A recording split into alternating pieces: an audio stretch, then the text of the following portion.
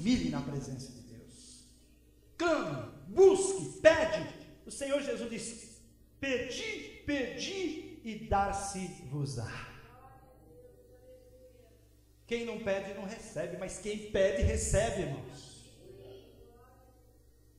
Tem coisas que você pode resolver com o seu parente. Tem coisas que você pode resolver na igreja. Tem coisas que você pode resolver no seu trabalho. Tem coisas que você pode resolver com seus conhecidos.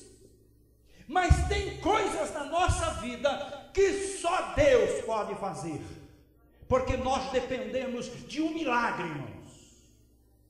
Não tem remédio, não tem médico, não tem ninguém que possa resolver o nosso problema, por mais boa vontade que aquela pessoa tenha. Vai chegar o momento que você vai precisar de um milagre na tua vida. E quem pode realizar milagre é só Deus. Então se humilhe diante da potente mão de Deus, irmão, porque ao tempo de Deus Ele te exaltará. Ele vai te honrar. Amém, povo de Deus?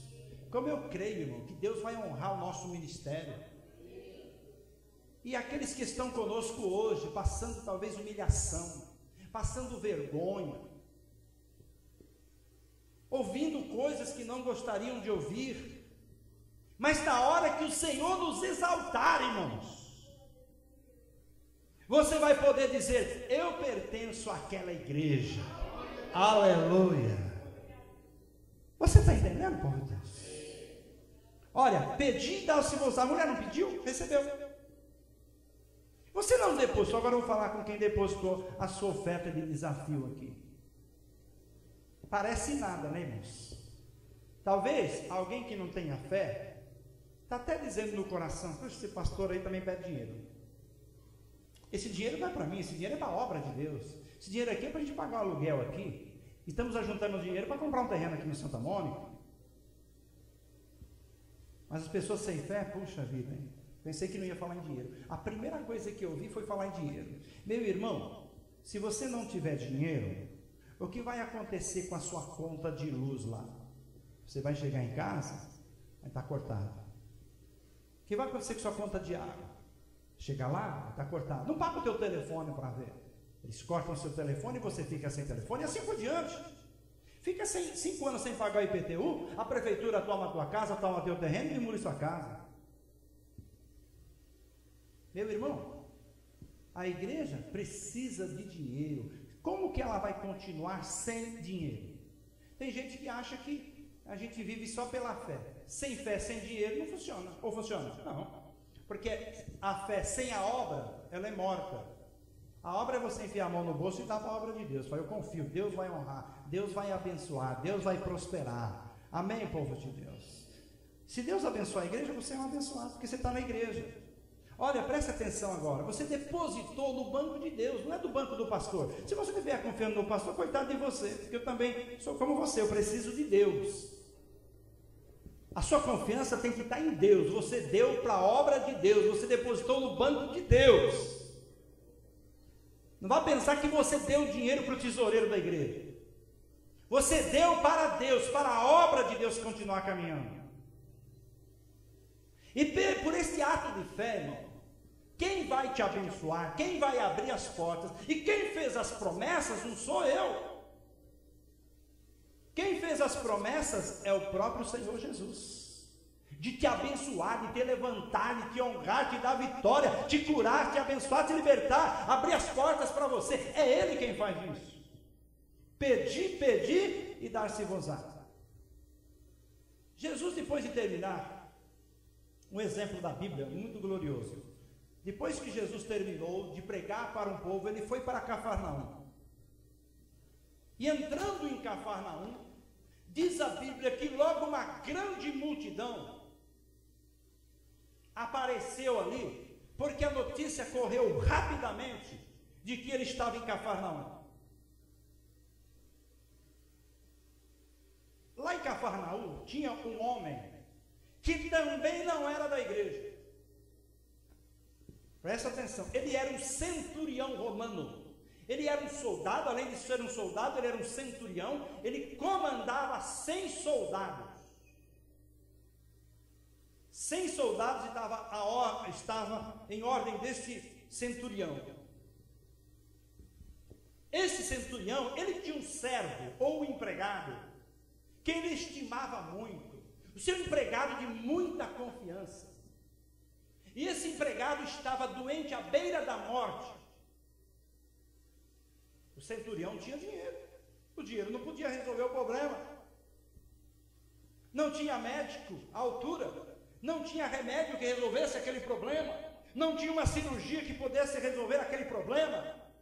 Ninguém podia fazer nada. O centurião era um homem famoso, um homem da alta sociedade, um homem rico.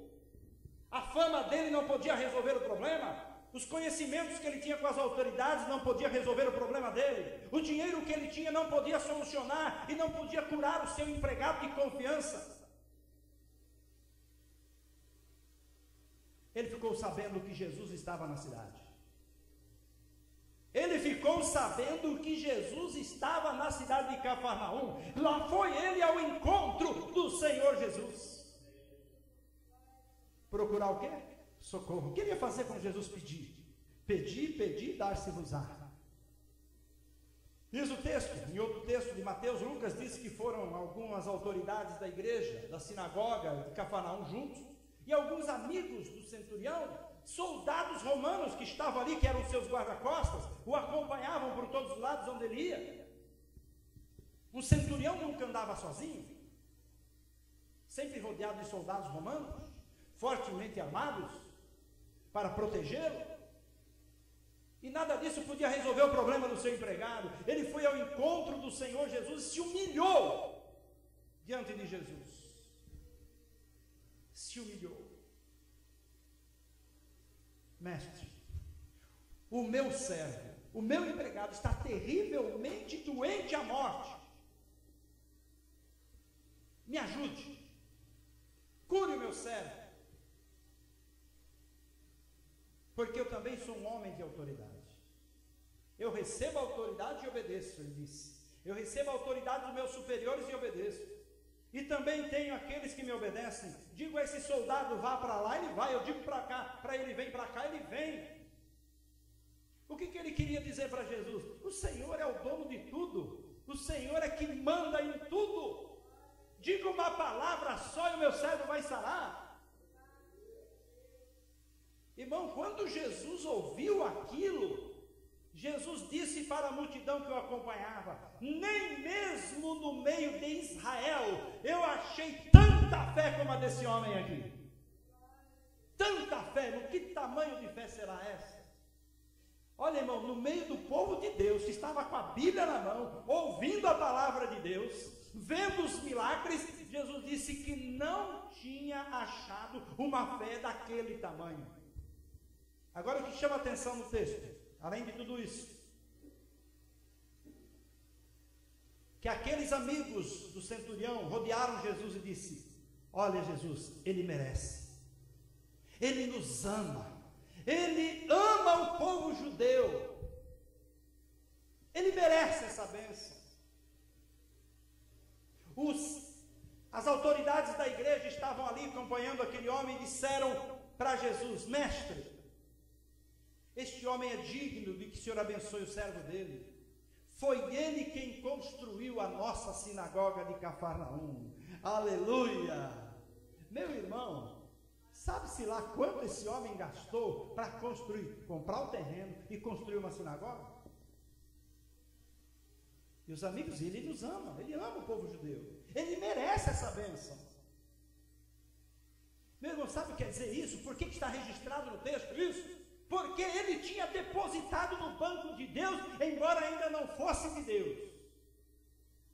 Era romano, era gentil, era estrangeiro. Ele não tinha o seu nome arrolado como pertencente ao povo de Deus. Mas ele tinha uma conta no banco de Deus. E ele tinha crédito no banco de Deus, irmão. Quando você tem crédito é uma coisa maravilhosa.